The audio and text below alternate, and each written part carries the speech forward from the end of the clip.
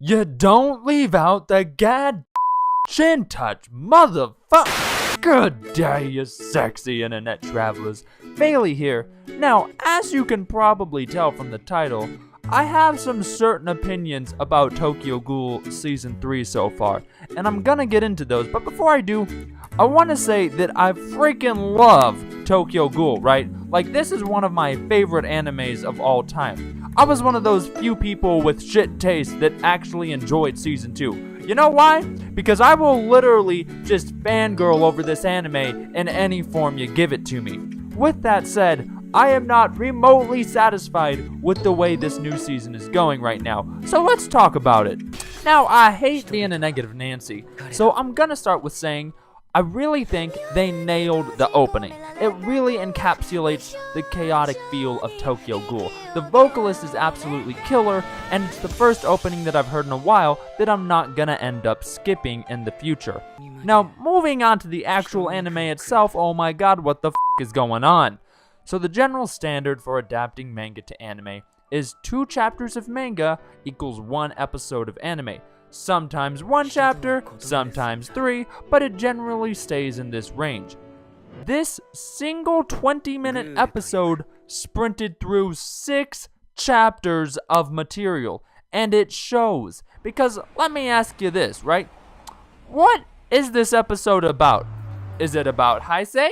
Is it about his team members? Is it about CCG? Is it about the mysterious serpent guy? Is it about Aogiri Tree? Is it about this torso dude? So to determine what this episode is about, you just cram all of these elements into one formula, and what you get is what we call an absolute clusterfuck. And let me elaborate as to why that's a problem. Whenever you try to develop everything, you end up developing nothing. Imagine trying to learn 8 different languages at once. Chances are, you're gonna end up only being able to say, hello, how are you, goodbye, whereas if you just focus on 1 or 2 at a time, you could develop a degree of fluency fairly quickly. So what this episode does is it tries to develop everything, and in turn, fails to develop anything. Even with the premise, there was a whole bunch of confusion that could have easily been avoided with just a simple backstory. They could have easily prevented any confusion just by doing something as simple as the following. It's been 2 years since the raid on Anteku. The ghouls are scattered. The eye patch was dealt with by Investigator Arima. Investigator Arima has since developed a new force with new technology to deal with Aogiri Tree forces. Now, I'm not a voice actor, but my point is that it literally could have been that brief and that simple, and everybody would have instantly been oriented to what's going on. But that aside, the whole anime is pretty hit and miss so far.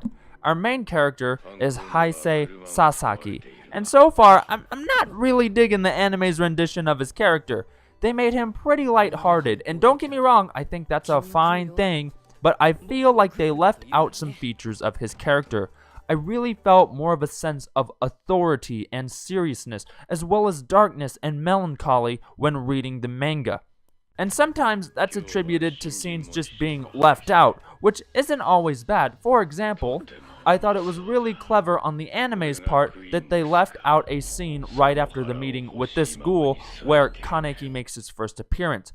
The point at which the anime chose for Kaneki to make his first appearance allowed for a much more dramatic entrance, so I really give the anime props on that decision.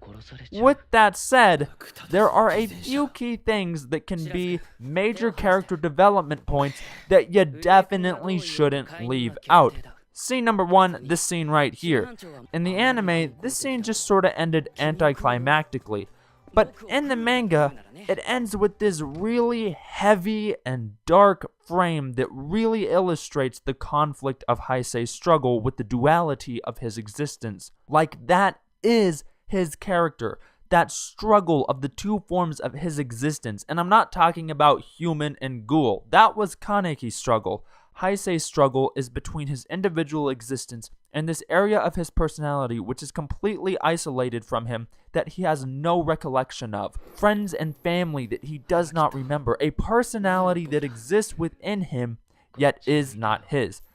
That is his character, and any frame that explores that side of his character should probably be included in the freaking anime.